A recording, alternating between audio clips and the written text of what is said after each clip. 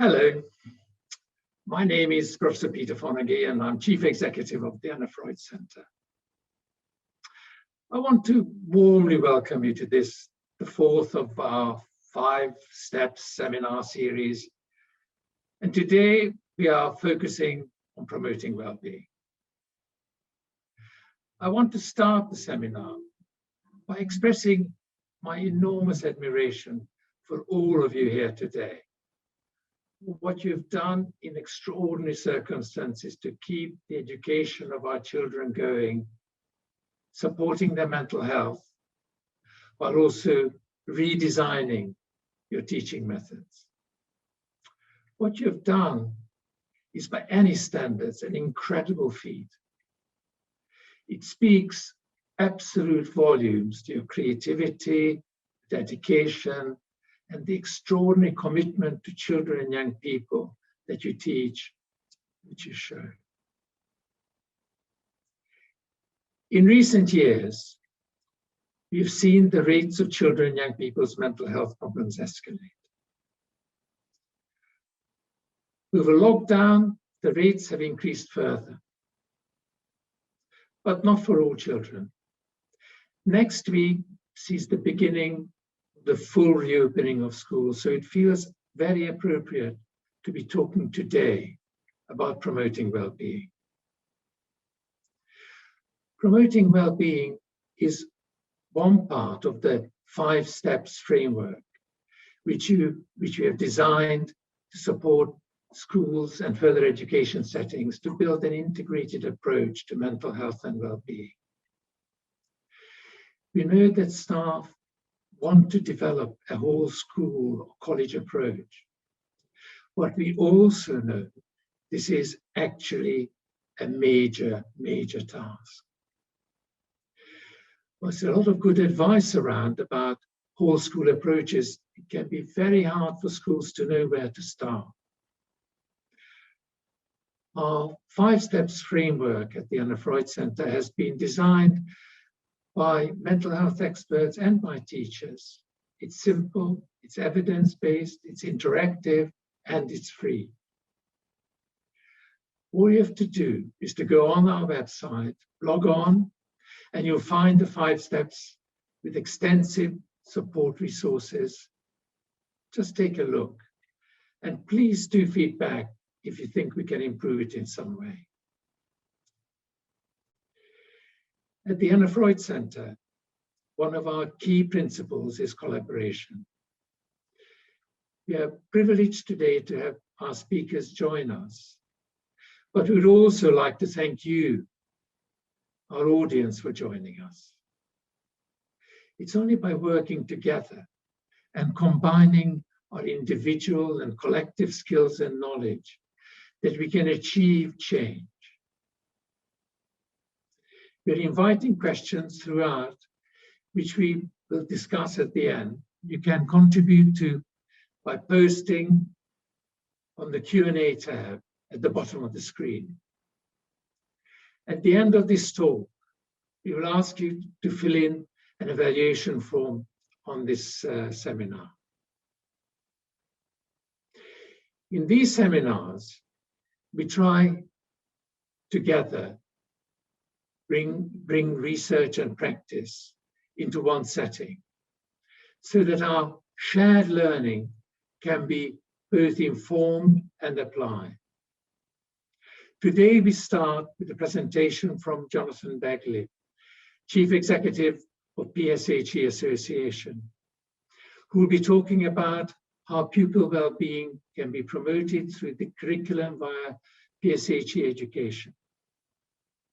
Next is a presentation by Dr. Lili Ly, who will talk about the role of education mental health practitioners and how they can help support well-being in schools. We end with Michelle Roddy, Assistant Head Teacher and Director of Wellbeing and Safety and Resilience, and Chris McCormack, Head Teacher from St. Bono, I know that you can call it, but it's Bonaventura School. They will talk about how they have implemented a whole school approach to mental health and well-being, which mirrors our 5 steps framework. Finally, some of you answered a questionnaire when you signed up to this seminar. We will start the Q&A by Kate Cooper, our Deputy Director of Mental Health and Wellbeing, who will share the findings with you. After that, we will have a Q&A session, and we very much look forward to receiving your questions on this. We want the seminars here to be part of a larger conversation. So please feel free to share on social media. If you're tweeting, we are on at AFN CCF. Please tag us and use the tag 5 steps. So I am absolutely delighted to introduce Jonathan Baggaley. Jonathan is Chief Executive of the PSHE Association, the national body for personal, social, and health economic education. He's leading efforts to ensure every child and young person receives high-quality PSHE education.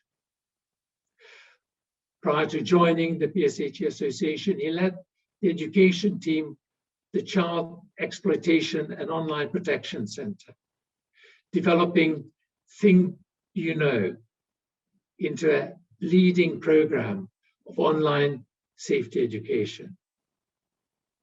He was chair of the UK Council for Child Internet Safety Education and is currently vice chair of the National Youth Just Collective. Jonathan will talk about how pupil well-being can be promoted through the curriculum via PSHE education. Jonathan, over to you. Many thanks, Peter, and thanks for that introduction. I'm delighted to be here to talk to you about something which is really important to me and to all of us at the PSHE Association, which of course is how the curriculum can support and promote mental health and emotional well-being. Now, of course, it's always important for us to think about how our school curriculum can best support mental health and well-being, but probably never more so than now. After a year in which, as you all know, schools have faced a range of choices and challenges about the curriculum as they have shifted much of their teaching online. They've had to answer questions about what can be taught effectively remotely, what should be prioritized, what do children need to be able to learn from home. And of course, schools have been trying to deliver as full a curriculum as possible whilst dealing with the mixed realities of young people's home experiences, where learning is reliant on multiple digital devices, on space, and on the involvement and presence of parents or carers. And of course, we all know that not all young people have equal access to all of these things. And there have been real issues of equality in terms of whether young people have been able to access teaching. And as COVID-19 has shown us time and again, whilst we might all be experiencing the same storm, we are definitely not all in the same boat. And of course, it's no real surprise that as the assessments are done, we discover that some young people have come back to school having suffered greater loss of learning than others. So we have real issues of fairness and social justice, and all have been affected in some way. So of course, it is no surprise that we are asking, how will young people in our schools make up for time lost? Or as some have phrased it, how will Generation COVID catch up?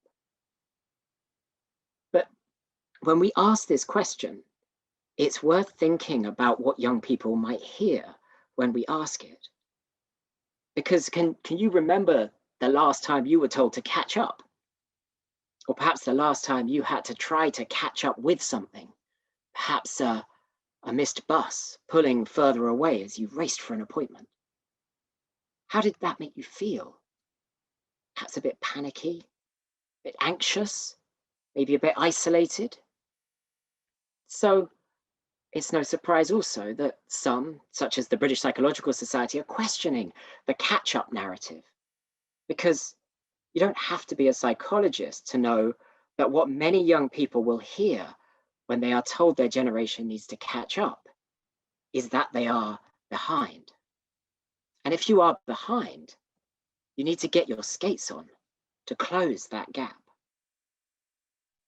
And after a year like no other, a year of loss of agency, loss of relationships, of everyday freedoms, of opportunity, will young people feel ready for a race? And even if they start that race, where will they finish it? Where do we want them to be in a year's time? Surely not here, exhausted, sick, strung out. And so, whilst we must ensure that the curriculum in our schools is providing children and young people with the rich academic education that they all deserve, we cannot neglect the critical role it can and should be playing in ensuring they are not simply running a race, not simply closing the gap between themselves and some previous generation, but that they are being prepared and supported to live a life. Now, thankfully, pandemic or no pandemic, we do know what schools need to do to ensure young people are supported in this way. We know what steps schools need to take, and we're delighted to see the Anna Freud Center present them in the 5 Steps framework with such clarity and highlight the things that we all need to do in our schools to keep children healthy and safe, to provide personal and emotional support, and to respond to behavior. Because whole school approaches require us to think about what are the things that will keep the pupils healthy and safe in our schools, which when we think about mental health might be things like family support networks or service referrals, and of course staff awareness and understanding of mental health and well-being. How are we going to provide personal and emotional support to individuals and to teachers? And when we think about behavior, how are we going to respond to behavior? How are we going to support a climate in which young people can behave to support each other's emotional well-being and mental health? That might be anti-stigma campaigns or peer mentoring. And all of these things will create a school environment which will support young people's mental health and emotional well-being. But what about outside the school? What about when they leave? What will ensure that they have the knowledge and skills and strategies to support their own emotional well-being and the well-being of others? Well, of course, that is where the curriculum comes in. And it's great to see the curriculum playing a central role in the 5 Steps framework, because this is where, for us, PSHE education comes in, where we can take all of the good things a school may be doing and make them manifest in the curriculum and ensure that young people can take them with them when they leave the school gates. That is what the curriculum is there to do. And thankfully, despite the chaos and confusion of the last year, we do have an historic opportunity, indeed a requirement, to ensure that we are doing this, that all schools are doing this. And that is thanks to this. Now, it's hard to make a Department for Education document look exciting. So I've done this, which is really just to emphasize that this is an historic document. It outlines what all schools in England must ensure they are teaching young people to support their mental health and emotional well-being. There's a lot in the document, but I've just pulled out a few points to celebrate the fact that all schools will be teaching young people some of the basic skills and strategies they need, like understanding how mental health is part of daily life, where and how to seek support, and as they get older, how to recognize some early signs of mental well-being concerns. Now, there are lots of resources out there to support schools to meet these requirements as well. And just to highlight our own resources, some of the free guidance and lessons we've produced, which really aim to ensure all schools can teach about mental health and emotional well-being confidently and, importantly, safely. Because, of course, teaching about certain aspects of mental health, for example, thinking about self-harm, we need to think about things that we need to be careful about to ensure, for example, that we're not inspiring or instructing young people in dangerous behaviours. But of course, with guidance, all teachers should be able to address these issues confidently and build mental health into a planned programme, which critically for us starts from year 1 of primary and runs right through to when young people leave school. Because good PSHE is always developmental. It will always build as young people grow. Just as you don't start teaching maths with compound interest, you start with basic numeracy. Similarly, you don't start teaching about mental health with mental health issues. You start with identifying and talking about feelings, understanding how these feelings might affect behaviors, before moving on to think about strategies to manage feelings and going on to explore mental health in more detail in secondary schools.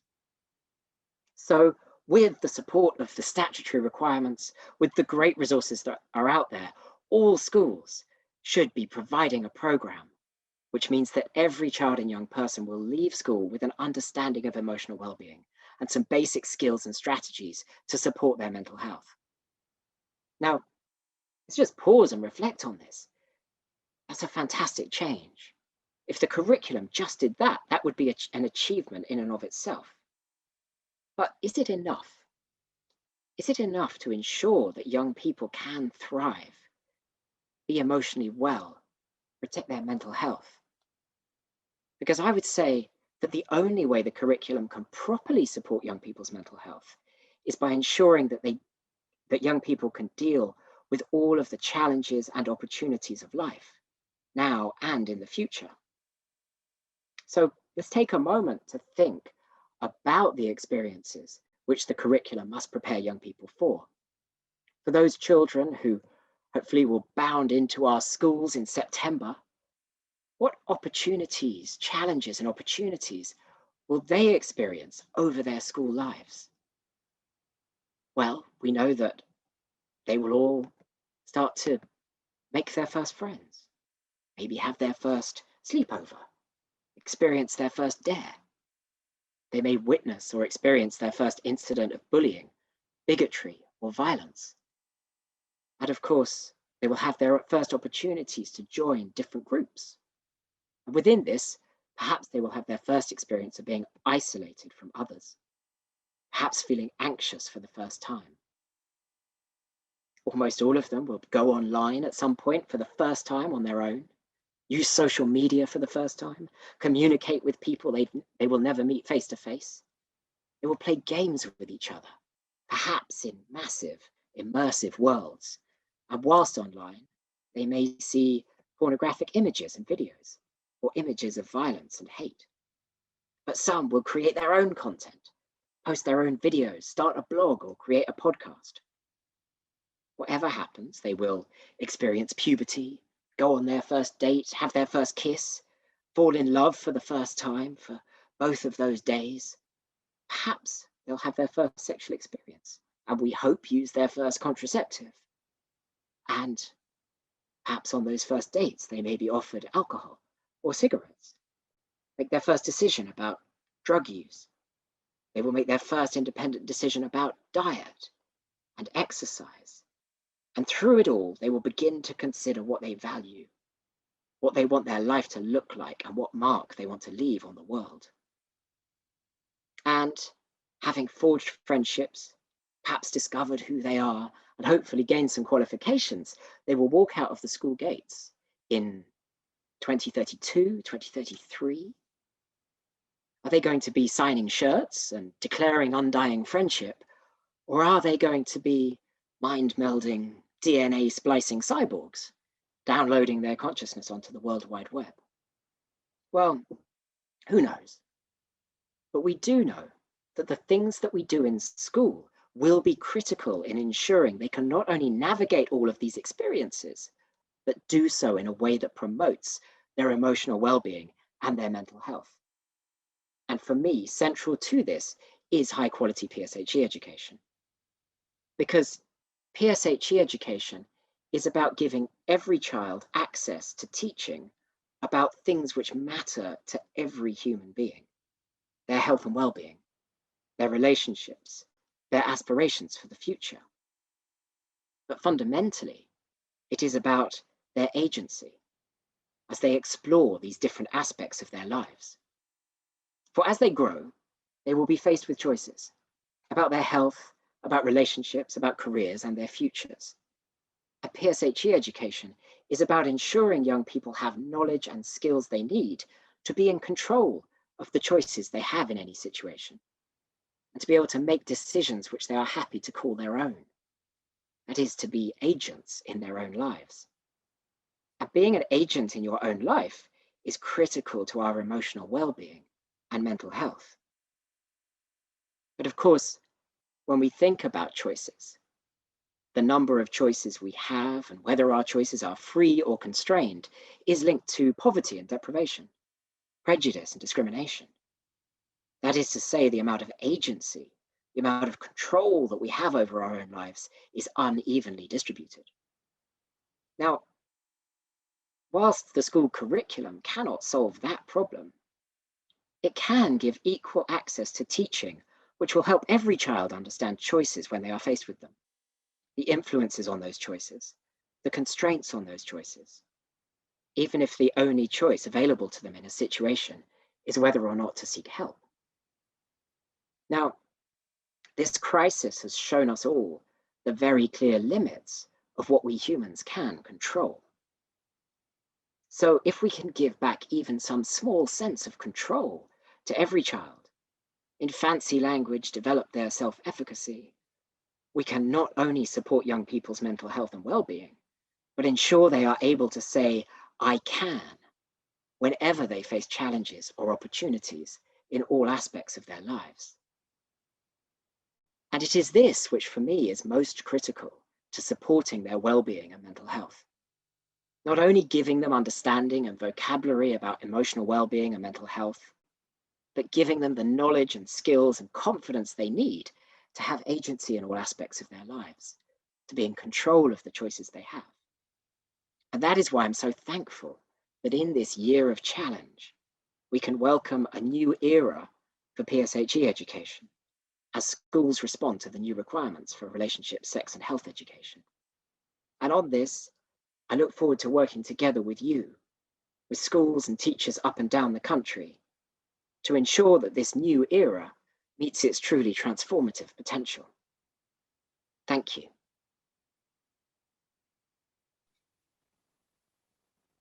And thank you, Jonathan. That was superb, fantastic, really enjoyed it. Much to discuss there, but let's move on. It gives me enormous pleasure to introduce Lili Ly. Dr. Lili Ly is a clinical psychologist and program director of the postgraduate diploma for the Educational Mental Health Practitioner program at the Anna Freud Center in UCL. She has been a psychologist in the NHS for over 10 years and has worked predominantly with schools across London and the Southeast to support distressed young people and their families. She's passionate about working innovatively to develop interventions for community settings and is committed to improving access to psychological support for those from diverse backgrounds. And she's done a stonking great job in launching the program for educational mental health practitioners. Dr. Ly, over to you. Thank you so much, Peter. I am so delighted to be with you this afternoon to talk about the educational mental health practitioners. Let me just get my slides up.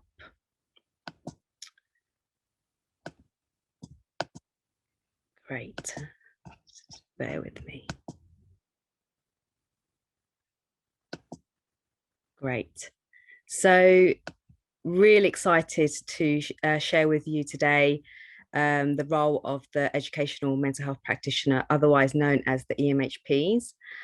Before I begin, I just want to give a massive thank you to our partner, mental health support teams that we collaborate with in terms of training these practitioners, and also to the EMHPs who have now qualified from our first cohort in Hammersmith and Fulham, who've provided examples of their work, which I hope you find inspiring and interesting.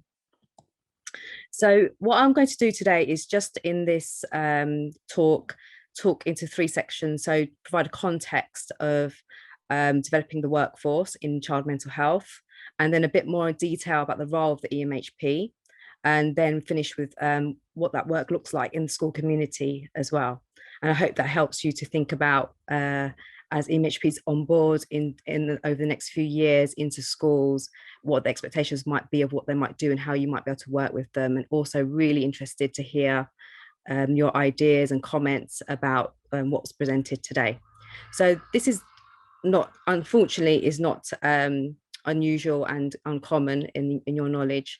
There are massive current mental health challenges in the UK, and the need is ever increasing. And it is with a heavy heart that I present these figures. So at the moment, in the last year, 1 in 6 children between 5 and 16 were identified for probable mental health disorder, compared to 1 in 9 in 2017. And at one point it was 1 in 10, so it's increasing. And about 60% of children aged 5 to 16 have experienced sleep problems. And of course, in the last year of the pandemic, young people have reported that the lockdown has made their life worse, with nearly 55% of 11 to 16-year-olds and nearly 60% of 17 to 22-year-olds as well. So a huge need for mental health provision and support in our children and young people today. And in terms of the CAMHS picture, historically, CAMHS is the main provider of mental health support. And it won't be surprising to say that between 2013 and 2015, referral rates have increased 5 times faster than the CAMHS workforce is able to provide a service. And as a result of that, the average waiting time for children and young people to access mental health support ranges from 14 to 200 days. That's almost a year waiting list. And those were just figures from, I think, Digital England there, NHS Digital England. So some of you may have heard of this green paper already, but it's a really key part of the national approach to addressing child mental health, which was published in 2018, Transforming Children and Young People's Mental Health Provision, the green paper, which is where the role of the EMHP emerged. And I'm going to go into a bit more about this. So one of the key, so I'm just going to go through a few of the key bits of the green paper, and please do read on it. It is an interesting video about what the vision is for child mental health going forward. One of them is about the designated senior role for mental health leads in schools, and this role, there's training being offered at the centre about this. But the role is to kind of oversee the mental health support in the school context, and in my understanding as well, is to link in with the mental health support teams. It seems very strategic to do it that way. Also to fund mental health support teams, and these are new teams that are being kind of created and implemented as we speak. And year on year, there are more and more mental health support teams coming on board, and it's within these teams that EMHPs work in. And the idea is that there's collaborative working between the mental health support teams and the schools they link in with. So I'll go into that a bit more in a moment. And the mental health support teams will link in with a range of educational settings, namely primary and secondary schools and colleges, to address mild to moderate needs in promoting good mental health and wellbeing. And I know from some mental health support teams are also reaching out to PRUs and special schools as well. And another kind of key aspect of the green paper is to trial a 4-week waiting time so that people don't have to wait long for mental health support as well. So just to go into a bit of detail of a mental health support team. So these are newly created teams that started in January 2019 and became operational then. And these teams are dotted around all over the country. And as I said, they'll be rolling out more and more as the years go on. And the makeup of the team is different. So we're being creative in how these are being formed to see what works well. And also we know that each locality and county will have different needs. So I'm guessing the mental health support teams will be constructed teams in relation to what the needs in that area are. So they could include clinical psychologists, specialist therapists, educational psychologists, and all will include EMHPs. So these mental health support teams will then reach out to primary schools in the local area, to secondary schools, to colleges, and then other primary schools, secondary schools, and colleges. And also I mentioned there are also special schools and PRUs as well. And the mental health support teams will assess referrals as they come through the school system, and support with delivering evidence-based interventions. We know there's so many varieties of approaches that are delivered in the school setting. And what we know in terms of the increasing rates of low mood and anxiety, that there are some real key evidence-based interventions that work. So we're training the EMHPs who work in the mental health support teams to deliver these interventions. So the teams are also there to facilitate and support self-help and signpost to other services as well.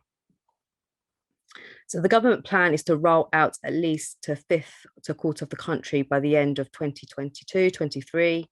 And as I said already, the Trailblazer area started from 2019. So we're 2 years in.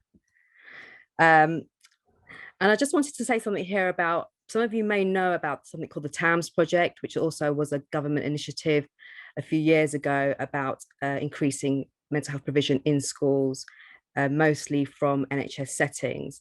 And what I'd like to think is happening differently this time is there's a lot more focus on collaboratively working with schools and colleges. I think there's so much knowledge about how to support young people. Teachers do it every day in their classes, and there's a lot of knowledge there already, and they know their children very well, what the needs are. And so the mental health support team is there to come in and support without disrupting, if you like, the school ecological system, I think is really key, and to work with the school. So in my vision, it would be very seamless, the mental health support that's being offered, and that takes a lot of collaboration between the two parties here. So the hope is that it would increase knowledge and skills across school leads in terms of risk factors, knowing about mental health issues, and how to support children and young people with different mental health needs, improving awareness of roles and remits of different external services, and also improving levels of understanding of evidence-based practices. And just a short sidestep into the bigger picture, because I always think it's quite interesting what's happening nationally in terms of mental health provision, and in terms of building the child mental health workforce. There's a huge drive called increasing access to psychological therapies, and that's happening for adult, and it's also happened for young people as well. And in that, there's been the training of what we call the recruit to train, where there are specialisms in terms of training people in CBT, evidence-based approaches for mental health, and also there is also specialist pathways in training for autism and learning disability, and also in terms of parenting interventions as well. So those are for more experienced practitioners in the field. And there's also, you may have heard, the child wellbeing practitioner, and these are in some ways similar to the training of EMHPs and to work in the community. So you may have child wellbeing practitioners working in the mental health support teams as well.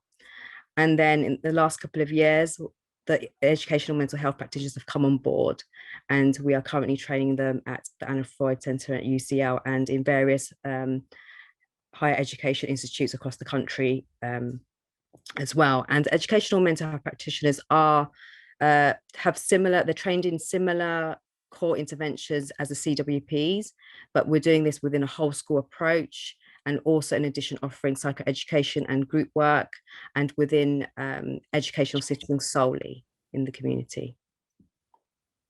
And just to say that these roles are in addition to existing mental health provision. They're not replacing any profession, but just adding to, because there's such a need, as we spoke earlier on today.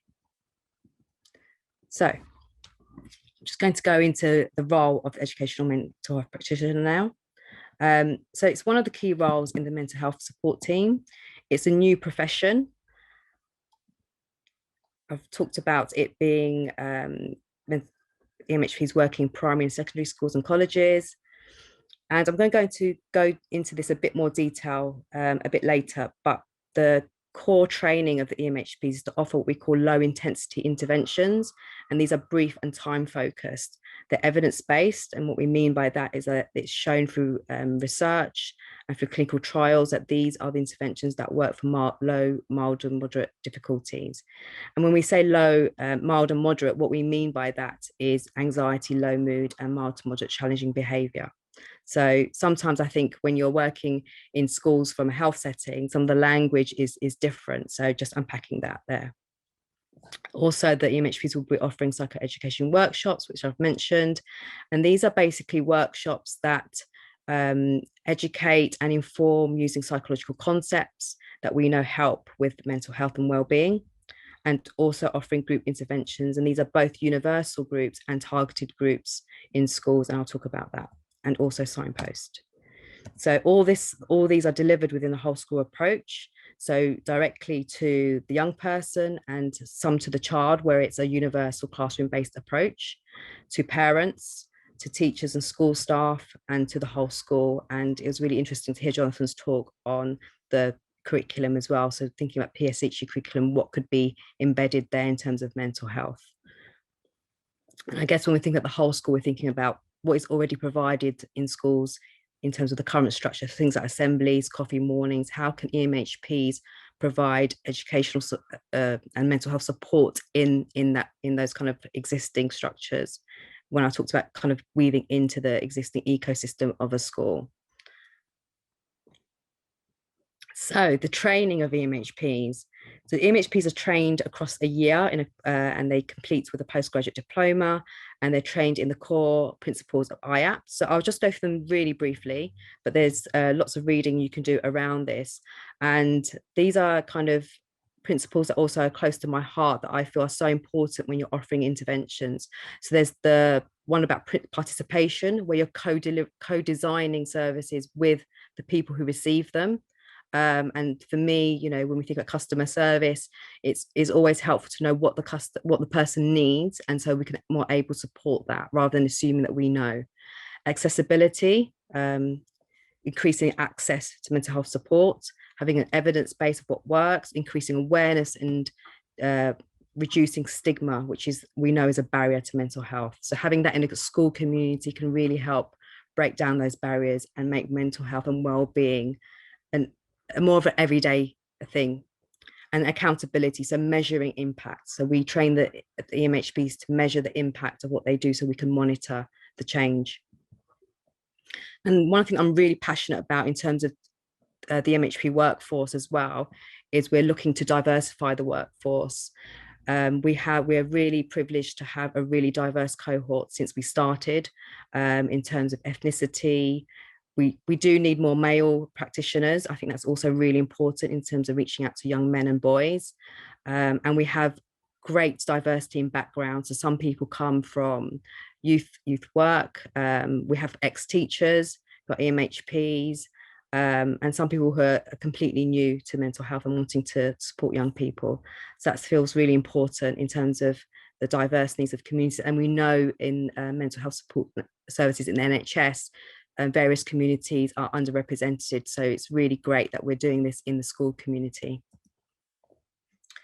Okay, so one thing as well that the EMHs can offer in addition to the interventions is to help measure well-being in a school setting and map out the service provision in the area. And actually it's one of their first assignments. So it's kind of, we try to do it in a clever way where they're not only reaching their competencies, but in a way that's helpful to the school and the mental health support team at the same time. And so by measuring, you can identify where the needs are, and then they can think in their teams at what the interventions are needed for a particular school. And again, these will vary across different schools. And also, I think, you know, everybody's so busy these days, but the EMHPs can also help map out the local service provision. And that's not only the statutory services and the charities, but also places that we may not traditionally think of being supportive to communities and young people. For example, mosques and synagogues, can, for some communities, are areas that they they find it's more acceptable to them to get support there rather than going to see a mental health practitioner as per se. So just helping more widely, and we do cover a lot of we think a lot about how you meet the needs of diverse communities in the interventions that we offer as well. And all the MHPs work under supervision. That's not new for mental health, that always happens. It's always helpful to have lots of lenses in the way that we work so we can make sure that we're being effective.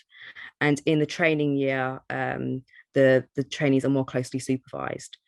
And just to say, because there's lots of questions about this that's come through our work, is that the core training doesn't include interventions specifically for autism or learning disabilities or more severe mental health difficulties such as developmental trauma.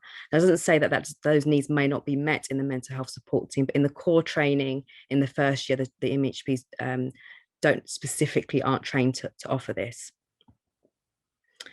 In terms of the wider picture as well, in terms of the workforce, you may be interested to hear that we also train supervisors of the MHPs, and I really like that approach because we're more connected, and it helps the supervisors to there's continuity in the way that supervisors will support the MHPs, and it makes it more sustainable as well.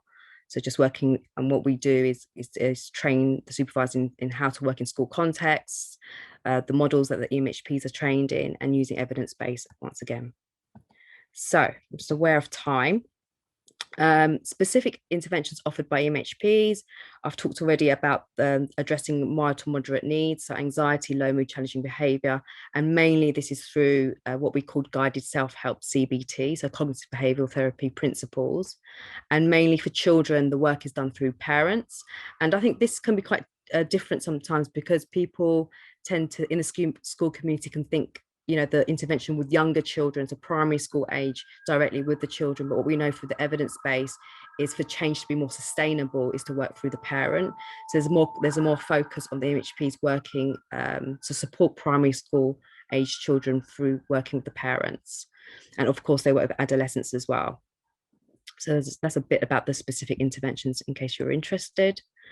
Common this will be familiar with you, common difficulties experienced in schools. So for primary, peer relationships, including bullying, transitions, and adverse life experience that may not be expected, like bereavement, losses, family conflict.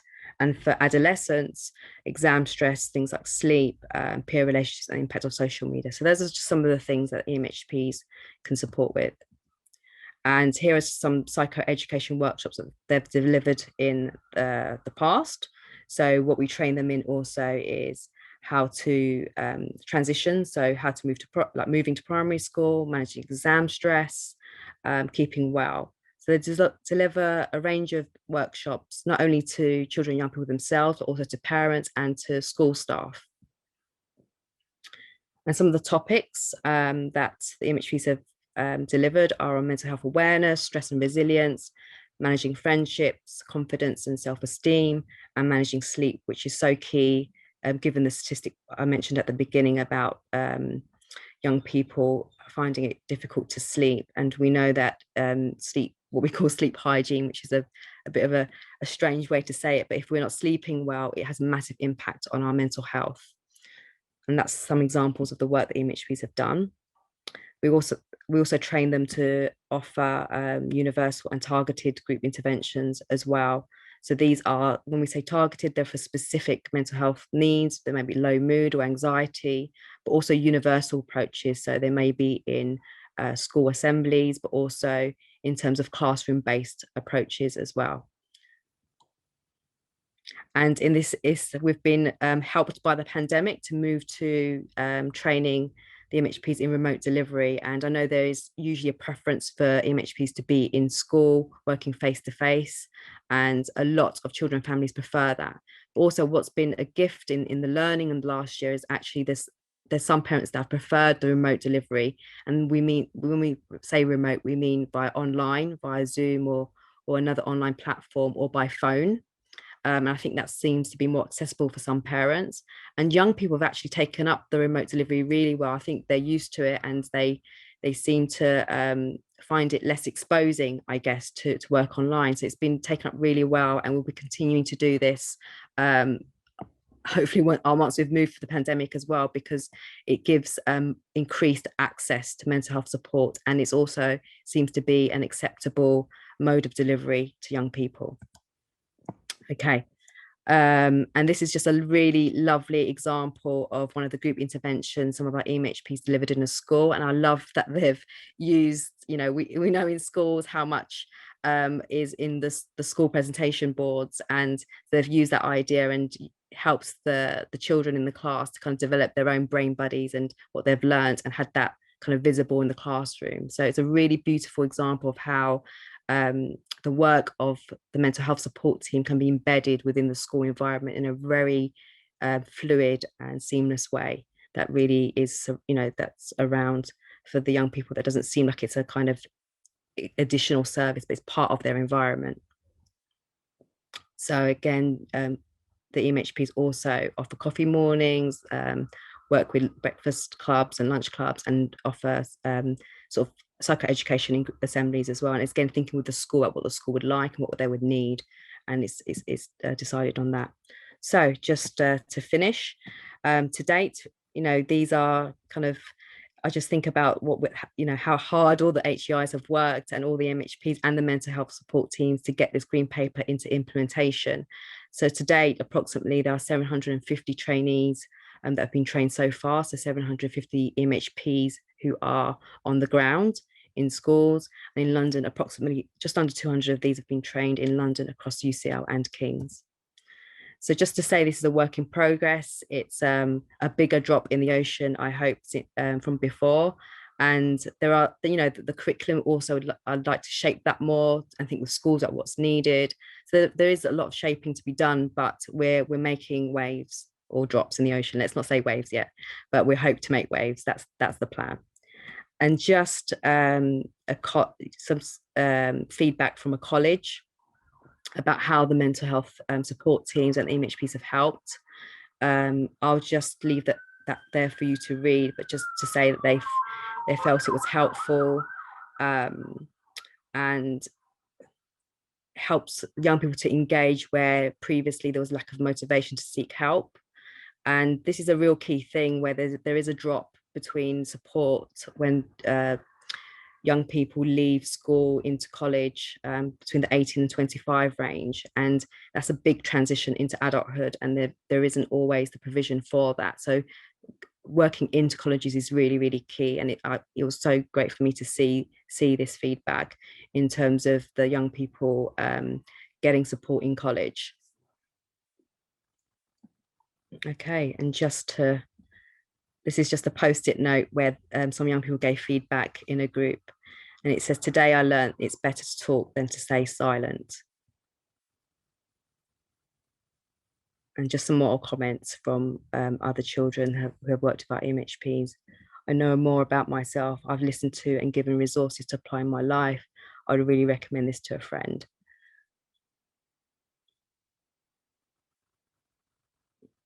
And the last one, "The things that I learned, I will remember for the rest of my life," from a year 11 pupil. So that brings me to the end of the presentation, and really happy to take questions in our Q&A later.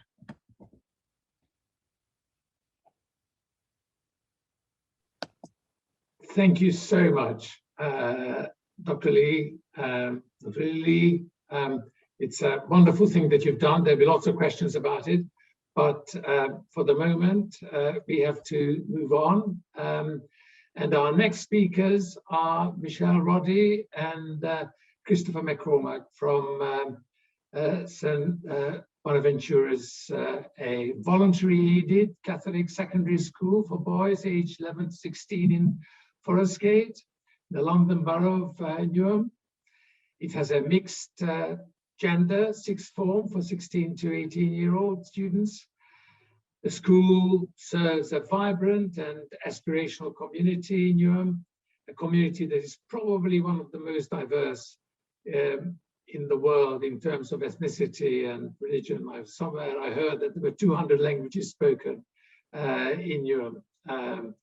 So there is challenging levels of deprivation and poverty, but Michelle is a great example of how you can bring together education and mental health. She's an assistant head teacher, deputy designated safeguard lead, and the mental health lead at this school. She's an SLE, specialist teacher in education, and works with schools in London area, providing CPD in a range of mental health issues. She holds Level 3 certificates in general counselling skills, working with survivors of sexual violence. She's currently completing a degree in person-centered counselling at Metanoia Institute, and the school is supporting her in her studies. So she also works as a development partner for the Princess Teaching Institute. Christopher McCormack has worked at St. Bonaventure's since 2003, and as head teacher for the past 2 years, is obviously responsible for some of the things that we will hear about. Previously, he was deputy head with responsibilities for progress and attainment, and then pastoral and behavioral and safety. He took the lead on the school's strategy with regard to mental health and well-being.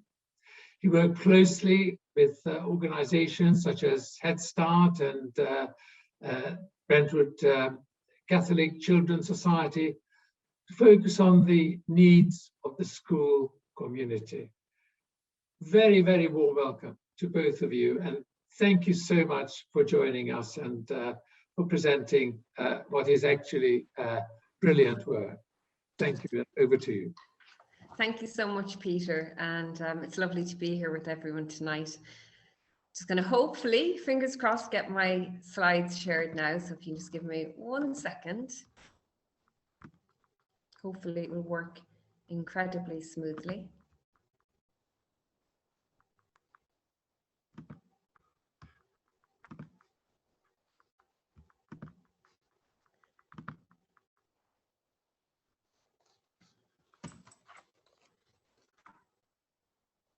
And here we go.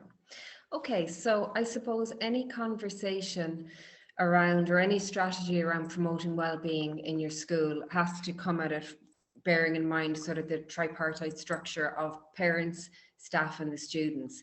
And if we talk about, I suppose, firstly, the parents, it's really important, I think, that a school provides opportunities for parents to come together. We've certainly found that that has been one of the unexpected success stories of lockdown, is the ability we've had to run remote sessions for parents to connect in that way.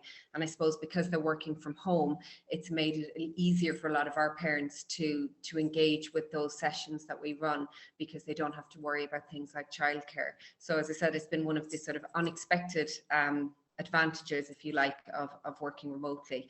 And I think those opportunities are so important, because with our parents, we want them to have a space where they can share their concerns, and being safe in the knowledge there's always the reassurance, isn't there, that other people are in the same boat as you. And then as a school, we are able to act to support them in the ways that are appropriate. And it's about developing an understanding in the parents of what mental health and well-being does look like in young people. For our staff, it's obviously key that we are supporting their well-being the whole time. And you know, we have to be realistic that a lot of staff well-being is to do with effective work practices. I know that's something that Sinead McBurty mentioned in the third seminar that you ran, and she spoke about the importance of having leadership that models well-being and that normalizes conversations around mental health. And I completely agree with that sentiment. And it's about equipping our staff as well with the tools to feel confident in supporting students. And that may be around the kind of CPD that is offered to staff, and listening to their concerns around what they can do in this role as teacher. And then when it comes to the young people themselves, well, for us, it's a joy to be able to work with them in terms of engaging them in discussions around what mental health means, and what their understanding of terms like mental health and well-being are. And so our focus really at Bonds is to actively promote well-being and positive mental health and positive well-being, and to really ensure that we're destigmatizing it as much as we can alongside the students. So in terms of some of the things we do here at Bonds, we definitely use opportunities that present themselves. So events such as Children's Mental Health Week and World Mental Health Day are just fantastic opportunities to raise the profile, to encourage those discussions among students about their own well-being.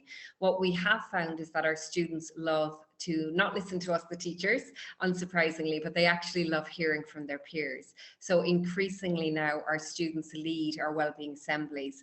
And even when we moved to remote assemblies, you can see in the slides there that two of our sixth formers, our deputy head boy Chris and Zara from year 12, led those assemblies for us, because what we've heard from our students is that they really enjoy listening to their peers talking about how their peers cope with whatever pressures life throws at them.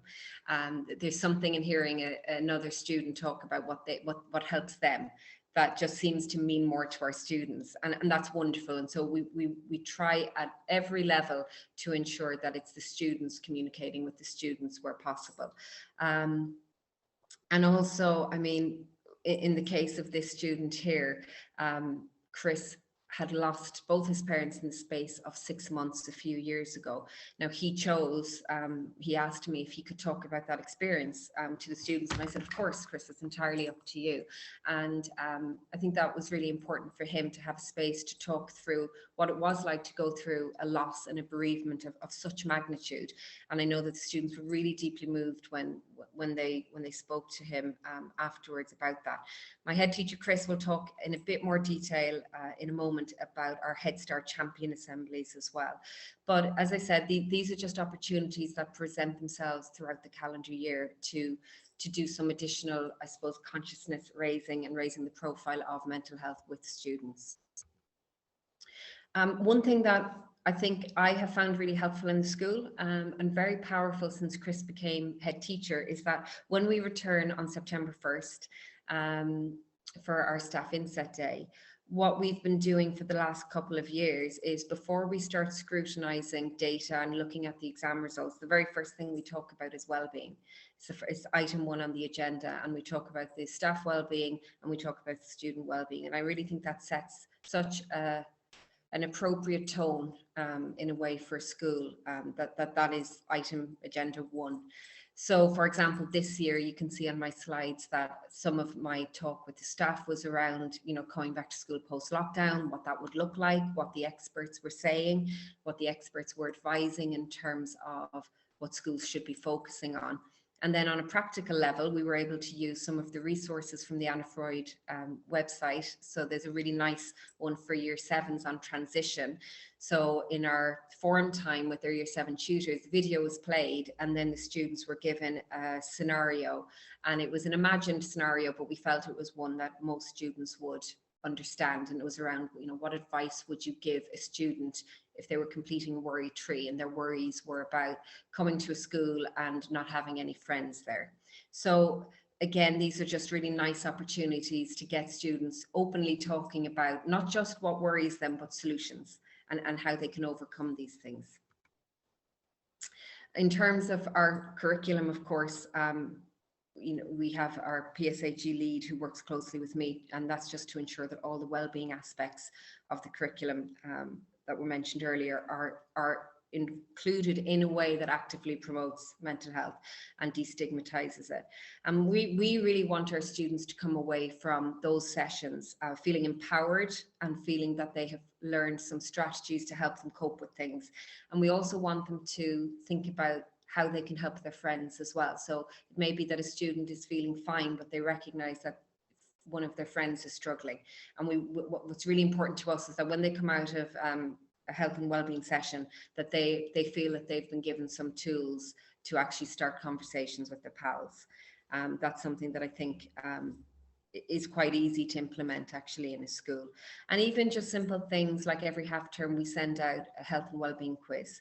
So what we don't ever want to do is anything that's tokenistic. We don't want it to be a case that only key days we talk about mental health and well-being. We want to be drip feeding it in the entire time through the curriculum, through extracurricular, through assemblies, through conversations in the playground, for example. Now, we always include well-being questions on our half-termly student surveys, but last year with everything that was going on, we moved towards surveys that were specifically focused on well-being. Now, this one on the left-hand side, these are some of the questions that we asked our students, and this was back last October. And we got some, you know, the information was vital that we got back, because actually, though 75% of our students were saying they were getting enough sleep every night, that's a quarter of our students were reporting not getting enough sleep. And like was mentioned earlier, it's about sleep hygiene. So we were able to do a bit of work then around the 75% reporting that they were getting enough sleep, but the question was it good enough sleep? And so we followed that up in form time by looking at, what constitutes good sleep and what are the steps you can take to improve your sleep. The simple things like moving the devices out or putting the blue light on them, all of that. We were pleased that the rates of motivation among our students were high, but what the surveys allow us to do is not target, that would be the wrong word, but to support the students, to identify and support the students. So those who said that their motivation wasn't as high as before, and the very small percentage of students who were rating their relationships with their friends as poor, that then gave us the opportunity to step in and do some work with them. And obviously finding out as well what their concerns were about coming back to school was really important. And it was nothing that I'm sure other schools didn't see, lots of worries about catching COVID, about maybe catching it and making someone in their family sick. So we were able to use all this information to then decide on the next steps, in terms of what information and support we could give them through other assemblies, through form time, etc. And then on the right hand side is a survey that we ran just a few weeks ago in February. And what you'll see is that our numbers of respondents are improving, and this is good, but we want to keep getting higher numbers of students engaging with these surveys. We are a school that don't allow mobile phones, so it's not a case that we can ask them to fill out the survey in school. We are reliant on them doing it at home. So, I'm pleased to see that our numbers have increased, but at the same time, there's still more work to do. We want to improve that engagement as well. So this leads us nicely on, I suppose, to what we do in terms of establishing peer support programs, very specific ones. I'm going to hand over to Chris now, and he will talk you through some of the work that we've done in this area.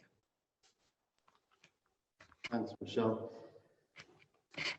Just some of the projects that we've been working on, really. I don't imagine that, some of you will be thinking, well, these things aren't exactly groundbreaking, and I apologize for that, but these are some of the ways in which we try and support our students to work with each other, really. We try to do it in a range of ways. We applied to be a Head Start school about 5 years ago, and we were quite lucky with that, because our work with Head Start in terms of well-being and support and putting things into action has helped us to put a framework around that. And the peer-to-peer support, for those of you who may not be aware of the work of Head Start, it was a lottery funded system that was set up in various boroughs in Cornwall, Blackpool, Hull, Kent, Newham and Wolverhampton. And the aim of that was to improve the mental health and well-being of young people aged 10 to 16 and to prevent mental health issues from becoming worse. And that helped to give us a little bit of a framework, and we focused on the peer-to-peer work really in a range of ways. And one of these was through a scheme called Team Social Action. That was a Key Stage 3, so year 7, 8 and 9 scheme really, that was run by the students themselves with a worker from Head Start and with a member of staff. And it was looking at a range of topics where the students, now the big benefit of it was that we drew students from a wide spectrum really of backgrounds, of needs, and this really enabled some students to work with others that perhaps they wouldn't necessarily have come into contact with before, or certainly on a daily basis, and we found that very beneficial. And what they did, they looked at causes that were very close to them. So they looked at a range of things over a 12-week project. They looked at things like homelessness and housing policies within Newham. They looked at anti-bullying, safer streets, and they tried to plan a response to these, and they were very, very proactive. We linked it in. We are a Catholic school, so we tried to link it in with our existing groups as well, in terms of CAFOD and Telco, the East London Citizens Organisation. And what we wanted to do was for them to develop their skills in social action and to link it in with Catholic social teaching and give the boys an opportunity to, you know, feel a part, that they were really making a difference to their local community. And we found that the results of that were excellent. Some of the journeys that those boys have made and in Key Stage 3, and now they've been able to carry that through into their GCSEs and on into their A levels. We've also focused quite a lot on mentoring schemes. So the Year 10 students mentoring our Year 7, so the new Year 7s coming in. Again, you know, not groundbreaking, but it depends how well it's planned and how effective it is. And it's getting those Year 10s to work with the 7s and identifying in the first instance the right blend of students to work on the concept really of what we call being a bonds boy. And by a bonds boy, that means, yes, you focus on the academic side of things, but that is just a small part of you as a whole person. And really, it's people trying to take a bit of responsibility and trying to unlock their potential and contributing to the common good when they leave school and being able to take those skills on longer. We run a similar scheme for our Year 12s, working with our Year 10. We've looked extensively really at our reward systems. That's a very, very important part of the school. Again, I know lots and lots of schools, you know, they run with the reward systems. We've developed a school tie system which works very well. What we are having to do, and that keeps evolving really, we're trying to look at different ways in which we can reward students, because I think reward by its very nature, you have to be very careful, because in rewarding one student, you have to think very carefully what the impact on the other pupils is. We've got with the Sport England school, so we had a bid in within Sport England, and you know, we've run lots of activities in terms of fitness and health and how that links to your well-being as well. One of our key steering groups are our Head Start champions, and this is a group of students across all year groups, and their key focus really is to look at well-being within the school and to feed back to us as a community with regards to what are the worries really of the students, where they feel that they need support, where they would like to take the level of discussion, and trying to provide a safe environment for them to bring those ideas forward. They've, you know, carried out assemblies to the whole school. They've allowed us to, you know, to focus on areas that we hadn't thought about. We've had to look at our reporting system, because, you know, some of the students felt some of the comments on our reporting system, they felt caused a level of anxiety that wasn't our intention, but we didn't know that until we set up this steering group and talked to them. Key thing is with any of these groups is that sometimes it's that level of discussion and being able to explain to the student body why certain decisions are being made. You can quite often reduce that anxiety and allowing them to feed back to the students around the key issues that are important to them really helps. That it, you know, if it's the students supporting and they feel that they've really got a strong voice and that they can partake in the dialogue and they listen to, and then they can feed that back to the other students, we found that really helpful. Thanks, Chris.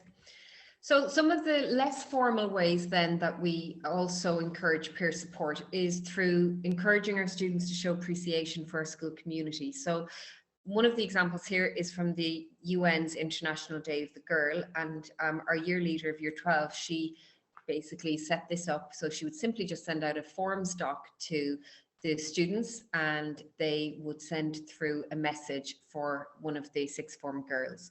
Now, all of this is moderated by the year leaders. So in terms of a cost, it definitely costs time to set that up.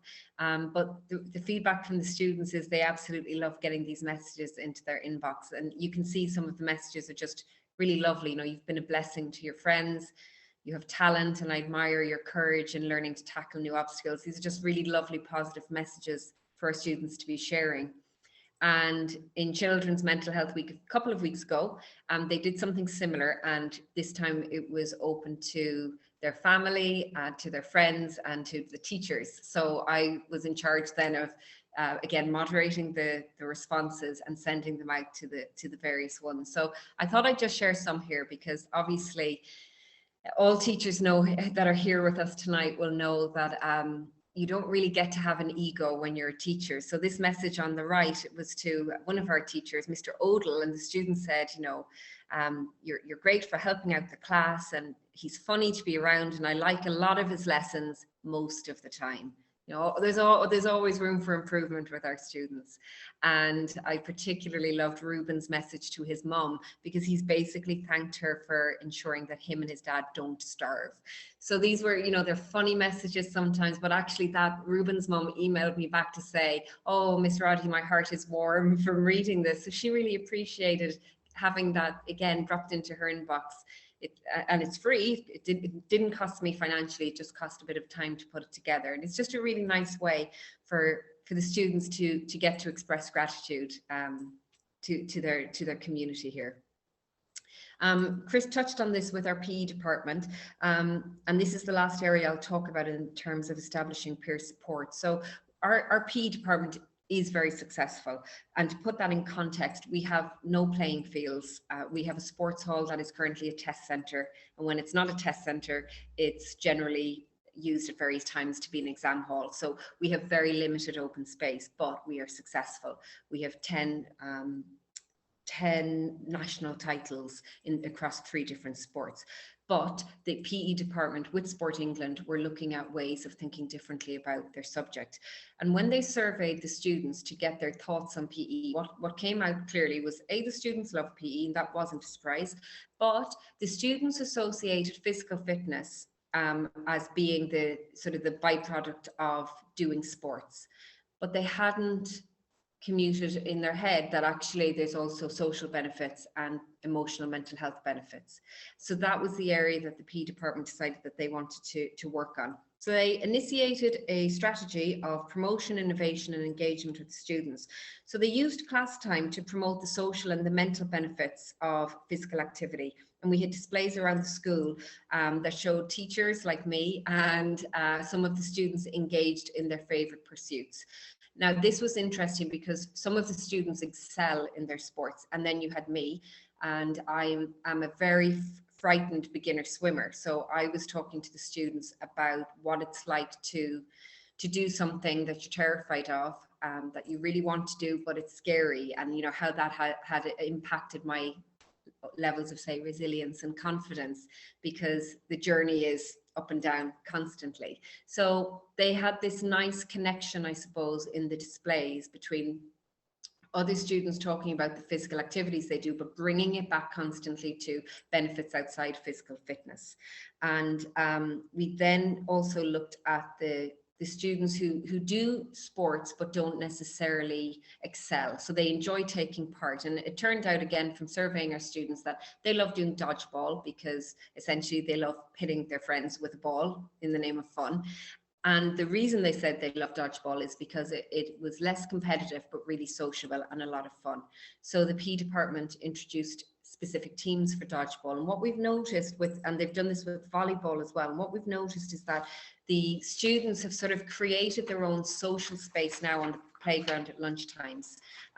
They have created their own culture, if you like, of leadership and a real community. So the picture on the left is our very first volleyball team of 4, and they are now taking part in competitions. And what's lovely is those older boys at Key Stage 4 and 5 are now coaching the Key Stage 3 boys in volleyball and in the other sports. And those students then get to have a PE kit that replicates the staff PE kit, and it says leader on it.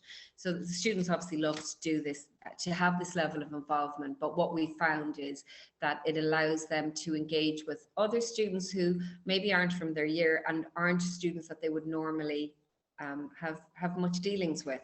And it's really transformed how the PE department have also thought about what it is that they're delivering within their subject. So the last thing we're going to talk to you about tonight, and I'll pass over to Chris for this, is just how to create that safe environment in your school. Our CAMS clinician did a CPD for our staff in January, and he was talking about managing challenging behaviours. And he said that the right kind of environment is reparative, and Chris will talk a bit more about that now. Just really making, we're a very, very busy school. We're overpopulated really for what the school was built for. So finding that time to take time out and just have a little bit of quiet and reflection is something that we are conscious of. And again, something that we try to do really is to try and build in areas of the school where students can access, where if they're not involved in all of the sport and the basketball and the football, they can just take a quiet time out and just have the opportunity to reflect. So again, nothing groundbreaking. I think the key importance for me really in a boys' school, lots of people seem to think that well-being and mental health is less important. I fully disagree with that. And what I want to try is to have a school where boys feel open, that they can talk about their feelings, and where they do need a little bit of support, or they recognize one of the others that could do with a little bit of support, that they can speak openly about. I don't think we're perfect, but we try. So thanks. And thank you so much, Lili and Chris and Michelle.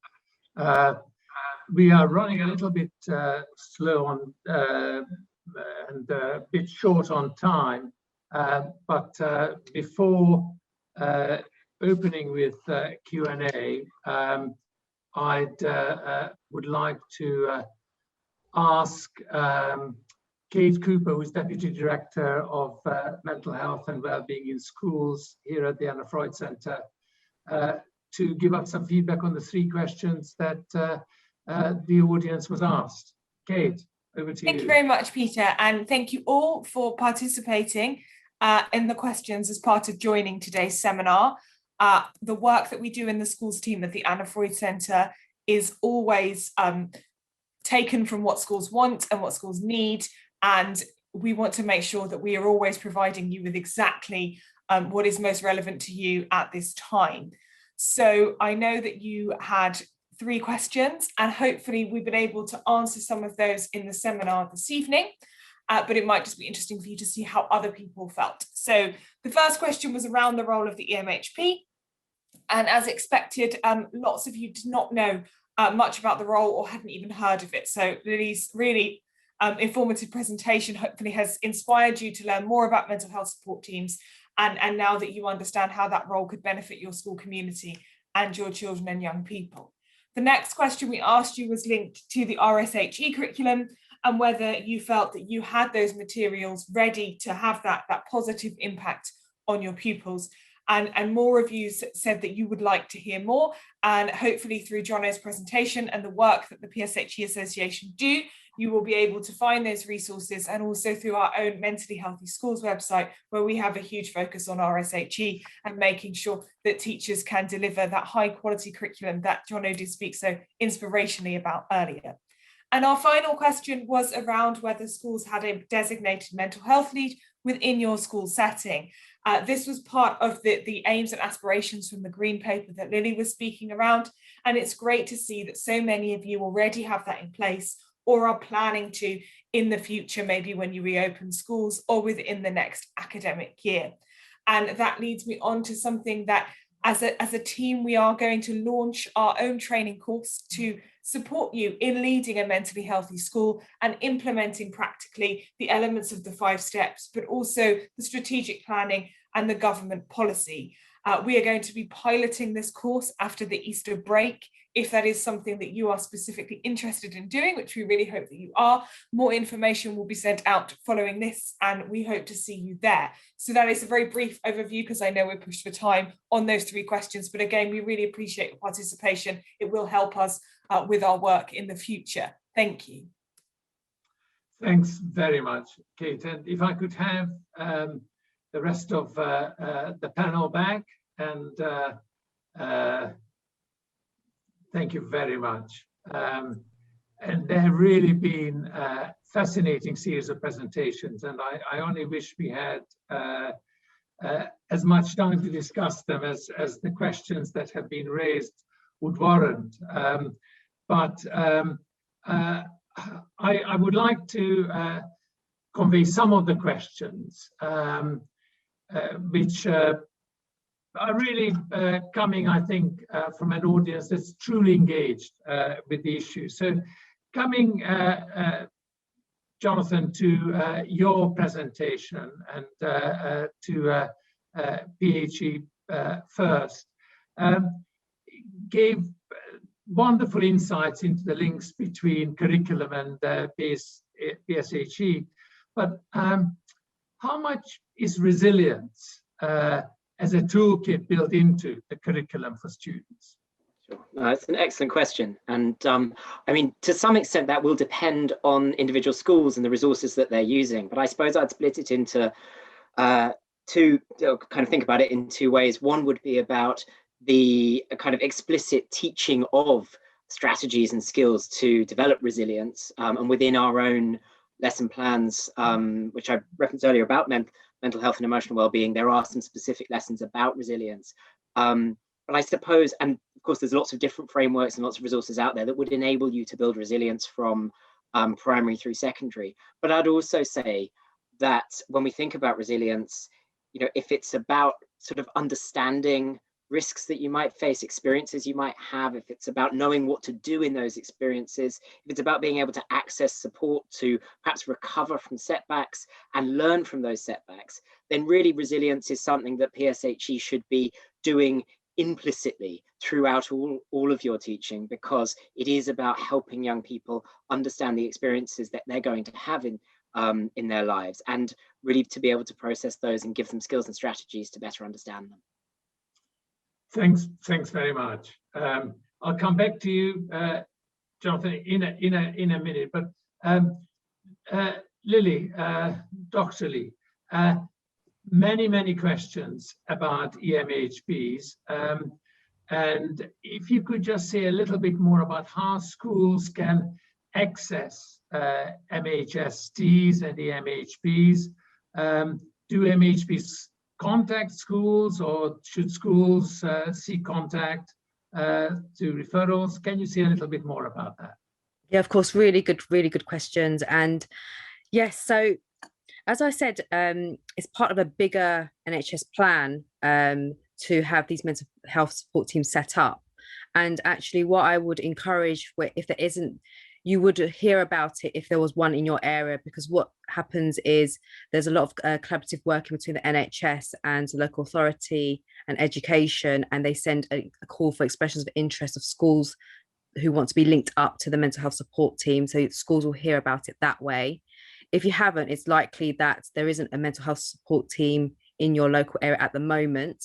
But what happens each year is that there are expressions of interest from a local area. So speak to your senior leaders in your schools, who then will then speak to the local authority, and they do a bid together to NHS England and Health Education England, and that's the way a mental health team gets set up, and then they will link out to the schools in that way. And and as part of that, the recruitment of the EMHPs will come through that as well. And I've asked the team, the Anna Freud team, to share a link of people who were asking about how to be trained as an EMHP as well. So how the vacancies are done, and it's mainly for the NHS, and to also be aware that not the mental health support teams aren't only NHS services, they can be in the third sector as well. So they won't come through the NHS jobs, but you could find that out for your sort of local areas. And we could think about how we might post that into the forums that the audience today are attending, so they can have a sense of which universities are training as well, because you can also access it through university websites. Wonderful. And I think if I can encourage you to put as much information, there are loads of questions, as much information in that forum as possible. Thanks. But Michelle, talking of information, people were very interested in the wellbeing surveys. How often do you administer? Do you share it? Should people design their own surveys? Will you share your surveys with them? You know, what's the deal? Sure. So we normally run them about 4 weeks into term, and approximately 2 weeks from the end of term, so that we have enough time to act on anything that comes up. We don't want to leave it too close to the end of term, so that we can put anything in place that the students need. In terms of where we get the questions, it's a mixture of places. There's lots of really great online resources for student surveys, but also we send survey, we meet as a pastoral team and the senior leadership team, and in terms of things that have been coming to the attention of the pastoral team, we will design questions that reflect our reality as well in the context of our school. So it's a mixture of everything. So it's never the same survey that's sent out. Thanks, it's really helpful. Chris, if I can ask you a question. This is a little bit more challenging, and I'm afraid you're a head teacher, so you get the challenging questions. So many teachers and school leaders want to implement a whole school approach to mental health and well-being, like St. Bons did so brilliantly. However, teachers are already overworked and struggling with their own well-being, especially during COVID times. What do you think needs to happen to ensure that all school staff feel they can effectively deliver PSHE and support their pupils' well-being within the current education system? What needs to happen? What needs to change? The main thing, I think, is that it's just not seen as a bolt-on or an add-on or an extra that you need to do. And I think what we've tried to do, and I think for some teachers, they do find it a challenge to be talking about quite tricky topics, and to trying to encourage them to open up and have that level of debate with their pupils. But I think for us, what we've tried to do is to support them through training, through, you know, using professionals to come in and deliver that and give adequate time over to professional development. And I think what we found over time is that the level of interest among our staff within these topics, we're finding now that lots of these sessions that we do run are actually the most well attended, and I suppose enjoyable is the wrong word, but there has been a real buy-in, because I think people do realize how important this is and how much of an impact that it has on the academic life of the school as well, particularly in the area that we're living in. And, you know, I was interested with, you know, in terms of what Jonathan was saying, and this whole concept of the lost generation and this idea of catch up and a lost 6 months.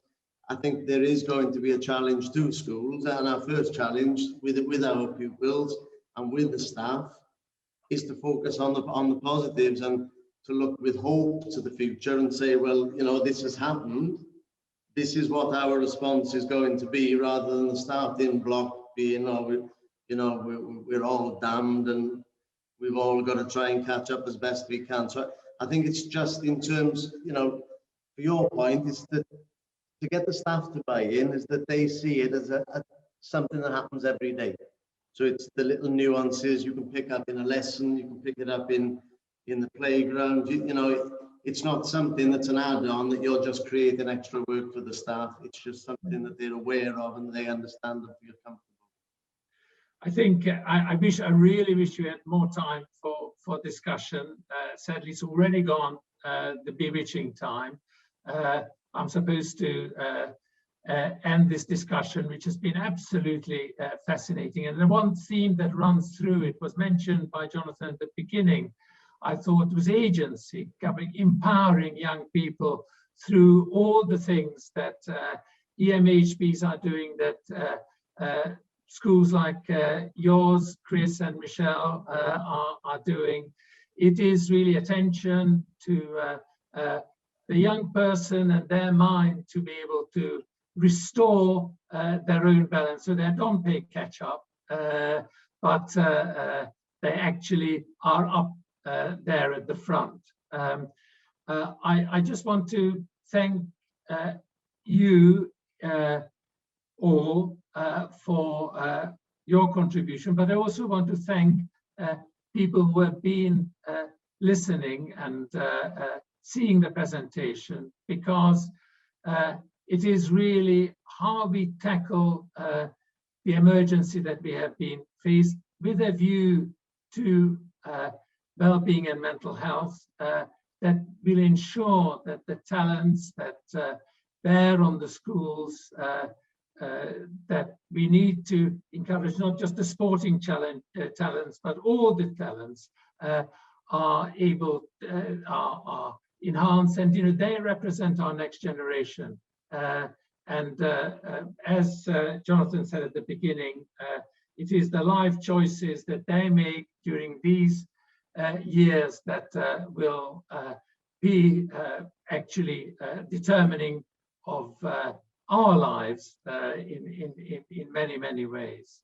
So I want to say how much we appreciate your attending this seminar. We want to support all schools and colleges to make the steps towards taking a whole school or college approach to mental health and well-being. We have later on this month, as Kate mentioned, we will release the Mentally Healthy Schools website for secondary schools with 100 quality assured resources in it. We want to share what we learn, and we want to learn from you and with you. I hope that some of what we are sharing with you will help support you in your roles in schools and colleges. I hope very much that you sign up to our 5 steps framework, and I hope that I'll see you again on April the 29th, where we'll talk about working together, which is a really important issue for schools and communities, that personally I believe makes all the difference, beautifully demonstrated by Michelle and Chris in their experience of St. Bons. So I look forward to seeing you then.